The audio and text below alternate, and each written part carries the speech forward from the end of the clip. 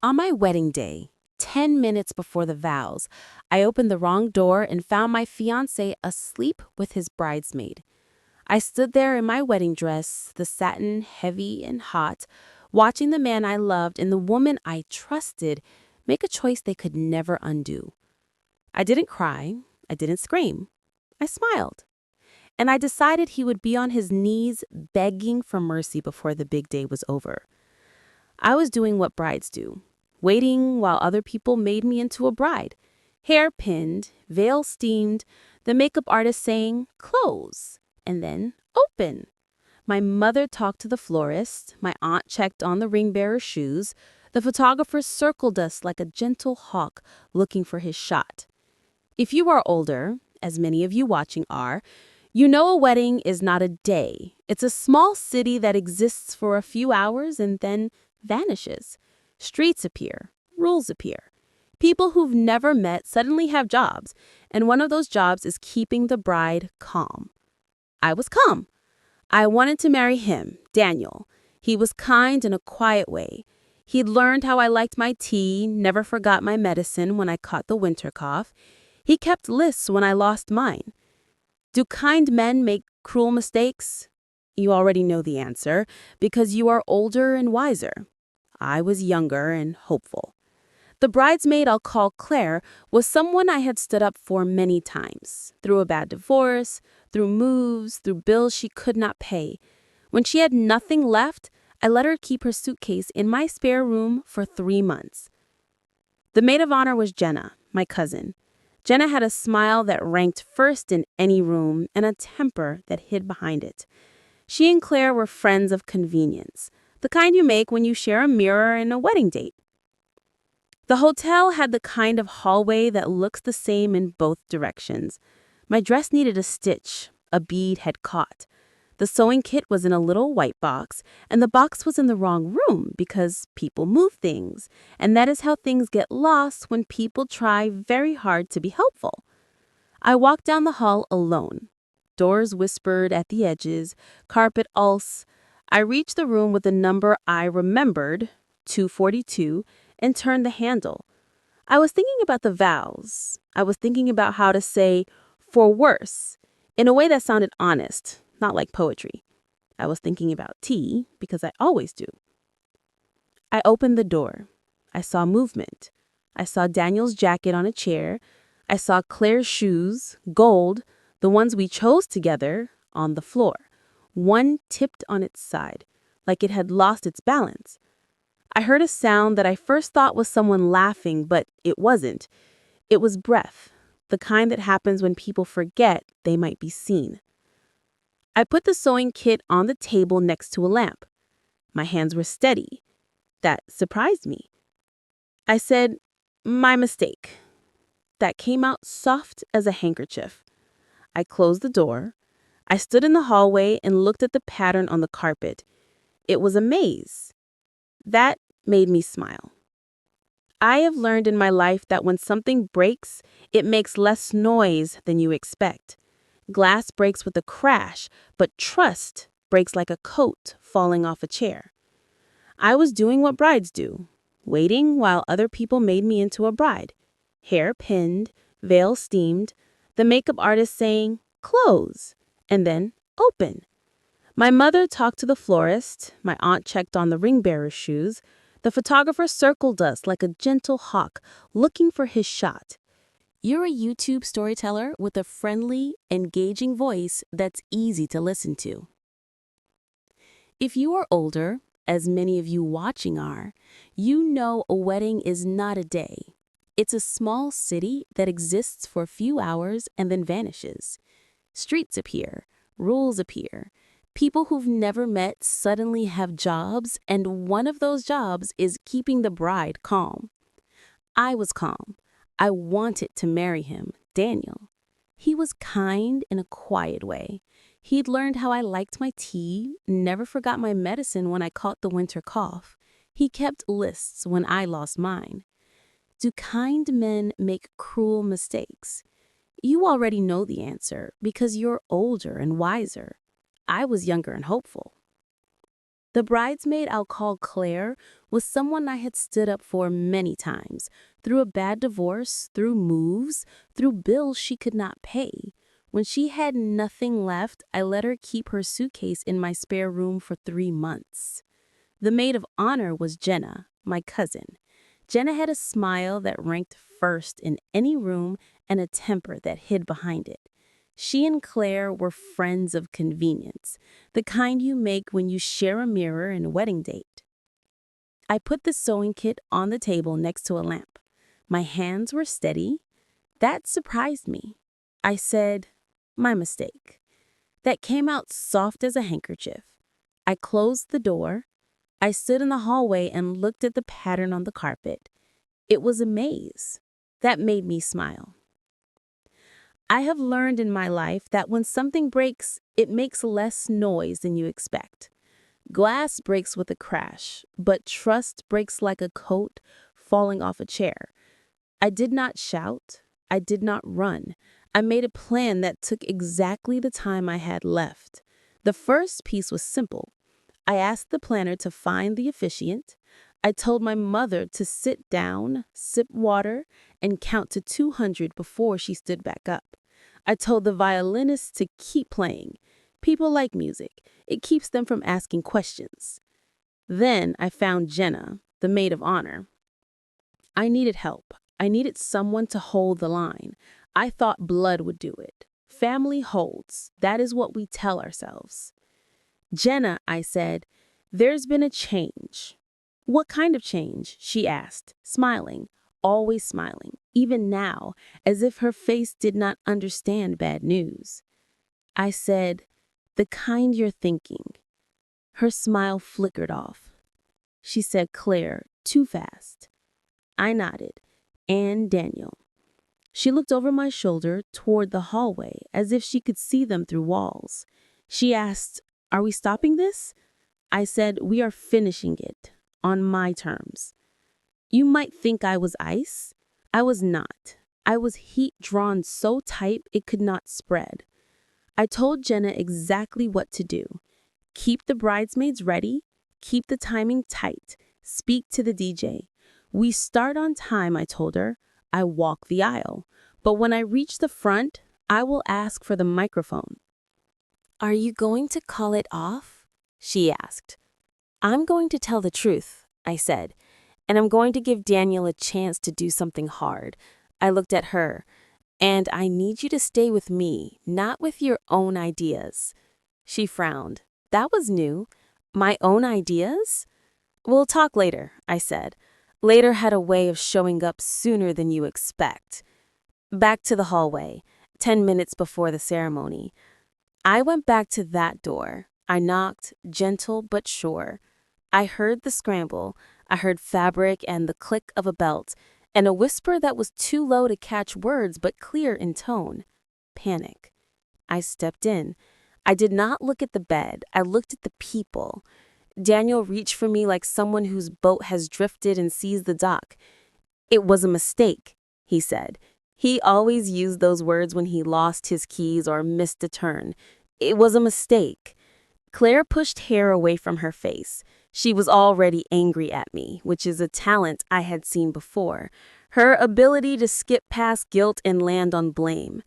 "You shouldn't have come in," she said. "This is my hotel room floor," I said, and then wondered why I had chosen those words. Maybe because facts matter. They hold you steady. "I keep saying it," Daniel said. "It was a mistake. I don't know what—" "You know," I said. "You know enough." I watched him grab his jacket. I watched her step into her shoes without unbuckling them, the straps pressing into her skin. I thought, this is the picture I will remember. Not the one they dread, the one they made. This is the picture of what choices cost. "Here is what you are going to do," I said finally, to both of them. "You are going to walk back into that ceremony. You are going to stand where you are meant to stand, and you are going to let me have the microphone when I ask for it." I looked at Daniel. "You are going to listen to me, and you are going to make a choice in front of every person who came here to bless us." Can't we talk in private? He asked. No, I said. We let this in the room, we can let the light in too. I told Claire to stand with the others and keep her mouth closed. She laughed once, short and sharp, but she nodded. There was a line she did not want to cross in public. That matters to some people more than the truth. Now we jump again. 2 minutes before I ask for the microphone. I walked down the aisle. My father held my arm. He did not know yet. He kept whispering advice like he had picked them up from a book. Breathe, smile, look at him, look at the guests, think of the future. I did not tell him. I wanted him to have those last moments of not knowing. Sometimes kindness is letting someone live in the old story a few minutes longer. I reached the front. Daniel looked like a boy caught with a slingshot in his pocket. He would not meet my eyes straight on. He kept skimming off to the side, toward Claire, then back again. The officiant opened his book. He started with the welcome. I raised my hand. May I speak? I asked. There is a special silence that falls when a bride asks for the microphone. It's the silence of 1,000 minds turning all the way toward you. I took the microphone. I looked at the crowd. I saw my aunt with her pearls, the neighbor who brought soup when I had the flu, the boss who always signed his emails with too many exclamation points. I saw faces I loved, faces I barely knew, and a few faces I had hoped would see me happy so they could go home and tell people about it. You're a YouTube storyteller with a friendly, engaging voice that's easy to listen to. Thank you, I said. Thank you for coming. Thank you for dressing up, for flying across the country, for arranging rides and hair and dog sitters. I have a story to tell you before we continue. I kept my voice steady and simple. I told them I had entered a room. I told them what I had seen. I did not add drama. I did not need to. The truth was enough. People gasped the way people do when a magnet lifts all the knives at once. I turned to Daniel. I asked him to kneel. I know some of you will say this was cruel. Others of you will say it was justice. I can tell you what it was to me. It was the point. When people break trust, they often want to fix it in comfort. They want soft chairs, closed doors, gentle words. But sometimes the medicine needs to sting. Sometimes you need to feel the floor hard under your knees so you remember whose heart you were asking to hold again. Daniel didn't move at first. He looked at the officiant. He looked at the ring. He looked at my mother, who had stood and was watching me with a face I could not read. I'm not doing that, he said quietly. Then you are choosing, I said, and we're done. He blinked, and in that blink, I saw him see the future. The phone calls, the boxes, the shame, the job where people whisper when he walks by, the church where the ushers will be extra kind because they don't know what to say. He lowered himself to his knees. The room did not breathe. He said my name. He said he was sorry. He said he would spend his life making it up to me.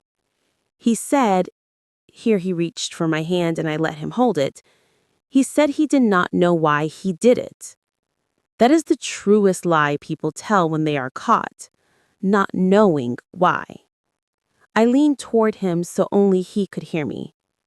I know why, I said, because you thought you would never be found out.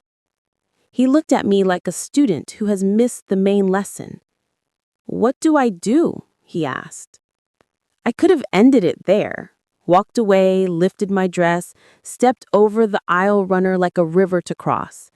But I had a plan, and it had one more step. I turned to Claire. She stood 2 bodies down the line, holding flowers that smelled too sweet. She kept her face blank, but her fingers worried the ribbon to the edge. Claire, I said, come forward. She did, head high. She knew a stage when she saw one. I handed her the microphone. Tell them, I said. She laughed, not like a villain, not like a friend, but like someone who has stopped pretending to be either. "We made a mistake," she said. "We had a stupid moment. It didn't mean anything." I took the microphone back. "It meant enough to risk everything," I said. "That is what it meant." Then I did something you might not expect. I told the truth about myself. I told them I had missed things because I wanted the story more than I wanted the person. I told them love sometimes makes you tidy up the wrong room. "Here is my choice," I said, and looked down at Daniel. "I will not marry you today. I will not marry you this year. If you want to try again, you will stand up in front of these people, my people, your people, and you will tell them what you did and what you plan to do to be different. You will not use the word mistake. You will use the word choice, because that is what it was." He nodded, slowly, as if he were moving through water. "And if you cannot do that," I said, "you will stand up and you will walk out, and I will wish you well in a quiet part of my heart. And that will be the end." He squeezed his eyes shut. When he opened them, he nodded again. He took the microphone with hands that had shaken only once before his father died. He said, "I made a choice. I chose something selfish and small over something big and good. I chose a moment that would make me feel strong because I was afraid of feeling scared on this big day. I have always been afraid of being seen all the way. I used her," he looked at Claire, "and I used you," he looked at me, "to cover that fear. I am ashamed." You could hear the old women in the back, the ones who have seen everything, sigh. Not a soft sigh. A sigh that means, yes, that sounds like a man telling the truth. And then the maid of honor, Jenna, moved forward. She stepped forward and her smile snapped off like a light. She did not take the microphone, she took the moment. "You don't get to do this," she said to me, her voice suddenly loud. "You don't get to turn this into a trial and make him crawl and make her confess. You knew. You always knew he was weak and you loved him for it. You collected people and you put them in places and you said it was love when it was control." I stared at her. The room made a new kind of silence, the kind where people pick a side without moving an inch. "What are you doing?" I asked. "Stopping you," she said, "because this is not justice. It's theater, and I am tired of being in your plays." Her words cut, and not only because of their shape. They cut because there was a truth in them I had not wanted to see. I do collect. I do arrange. Some people decorate with flowers. I decorate with plans. "Jenna," I said, careful, "we can talk about all of that, but not by pretending what happened didn't happen, and not by letting Daniel slip away without feeling the weight." "You want him on his knees," she said, "because you were on your knees when your first husband left, and you think this will balance the ledger." Now the whole room had the secret I had kept tidy. The first marriage that had failed. The nights I had folded laundry so I would not cry. The way I promised myself that the next time I would be ready for the bad thing like it was a storm I could nail the windows against. "Enough," I said softly. "Enough, Jenna." She laughed once. And there it was, the temper I had grown up with. She threw her bouquet hard at the floor, and the flowers burst apart like a quiet firework. "You can't stage life," she said. "You can't direct people into being good." "No," I said, "but you can ask them to tell the truth." She looked at Daniel, and something in her face changed. Pity? Disgust? I could not name it. "Stand up," she told him. "This is ridiculous." He stayed on his knees. He looked at me. "I did this. I am here. Let me finish." And now we move to the part that comes after the storm, The part older people know is coming if they wait long enough. The cool after the heat, the quiet after the noise. He finished speaking, plain words, not pretty ones. He said he would go to counseling. He said he would sleep on my sofa for a year before he asked me back into a bed. He said he would hand me his phone and his heart. He said he would learn how to be seen. I told the guests we would not have a wedding, but we would have a meal. You dressed up, I said. You came all this way. Please eat. Please dance if you like. Life does not pause for our grief. It just keeps asking us to live it.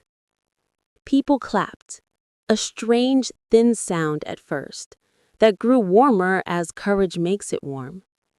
The DJ looked terrified. Play something nice, I told him. He did, and it helped. Music always helps. I left the ballroom and walked down the hall alone. I found the room where it had begun and ended, and I took the sewing kit off the table. The bead held fine after all. Claire did not come after me. She had slipped out a side door during Daniel's confession. That is how she solves problems. Exit, erase, repeat. I do not say that with hate. I say it with the kindness of accuracy. Jenna found me by the window, the one that looked out over a parking lot that had seemed, yesterday, like a sea. I was cruel, she said. You were honest, I said, and unkind. Both can be true. I am tired of being your right hand, she said. I am tired of living in your plans. I am tired of living in my plans too, but I don't know another way. She took my hand. We are a family. We fight and then we hold. Let's try to learn one, she said. We went back in together. People had started to behave like people again, laughing too loud because they were nervous, piling food on plates because it gave their hands something to do. Children were doing what children do, making a game out of crumbs. Daniel was standing by the cake like a guard. He looked lost, and it touched something soft in me that was not pity or love, but recognition. We all get lost. We all need a map. I walked up to him. We are not married. We may never be. But if you want to start, we will start small. Tomorrow at 9 a.m., you will come to my house and help me fix the leaky sink. You will bring your tools. You will not make jokes when you do not know what to say. We will talk about a schedule. Not for a wedding, for telling the truth. He nodded. Yes, he said. Whatever you want. Not whatever I want. Whatever is good. He smiled then, a broken little smile that I liked better than all his perfect ones. He said, whatever is good. People danced. The old couples led the way as they always do, showing us how to turn grief into movement. My mother took off her shoes and waved them above her head like flags. My father ate 2 pieces of cake and kept saying, "What a day," as if he were describing the weather. The violinist asked the DJ if he could play something fast, and they worked it out together. One of those small acts of cooperation that saves a room. Jenna danced like someone who has decided to be free. She caught my eye and mouthed, "Sorry." I mouthed back, "Me too." I think that is what forgiveness looks like. 2 small mouths making simple shapes. That night, when the hotel went quiet and the flowers leaned toward their own sleep, I took off the dress alone. I hung it up. I washed my face. I made tea in the little electric kettle, and when it beeped, I felt like I had finished a long shift at a job that paid in lessons. I sat by the window and wrote 3 sentences in a notebook I keep for when my mind is louder than rooms. Don't make a home out of a plan. Ask for the truth early, not after. Make forgiveness a ladder, not a rug. The next morning at 9, Daniel knocked. He had a box of tools and the look I had not seen on him before. Steady, not slake. He fixed the sink in 3 tries. We talked about counseling. We made a list on a yellow pad. Honesty, time, patience, no mistake language, and one more thing I added because it mattered to me. No secrets with friends. If he felt weak, he was to tell me, not someone who owed me nothing. We do not end up together in a movie way. That is not the point of this story. We begin something new that is either a bridge back to us or a bridge to 2 separate shores. I can live with either if I walk it with my eyes open. A month later, I saw Claire at a grocery store. She looked surprised, then bored, then angry, as if her emotions were classified by speed. She said, "You ruined your own wedding." I said, "No, I stopped a lie." She said, "You humiliated him." I said, "He did that. I simply moved the light." She walked away. I watched her go and felt nothing sharp, only a soft sadness that we had ever called each other's sister. And Jenna, she took a trip by herself. She sent me 3 postcards that said very little about where she was and a lot about who she was becoming. When she came back, she apologized without making it about me, which is a rare art. We are closer now, not because we don't fight, but because we have learned to. Let me end where I began, with the picture of a man on his knees. It is a shocking picture. That is why I did it at first, to shock him into the truth, to shock myself into it. But when I think of it now, I don't see punishment. I see posture. There are only a few honest postures in this life. On your feet doing the work, on your knees asking for help, on your back laughing at the ceiling because you made it through another hard day. We moved through them all that afternoon. If you are watching this and you are my age or older, you know life is long and short at once. You know people fail. You know we fail too. You know love is not rescue, it is effort. And you know there is a kind of dignity in saying, I will not perform a lie, but I will serve the truth, even when it embarrasses me. I didn't get a wedding that day. I got something harder and better. I got my own voice back. I got to say what happened while it was still happening, which is, I have learned, the most powerful time to speak. So if you are standing at a door you did not mean to open and you see something that tries to steal your breath, I hope you remember this. You don't have to scream. You don't have to run. You can stand up straight and you can tell the truth in a clear voice. And you can ask the people in the room to be as brave as you are. And if they will not, you can walk out with your head high and your heart still yours. That is the whole of it. The shock came first, the calm came after. And in the middle, there we were, people, failing and trying, kneeling and standing, learning how to be seen.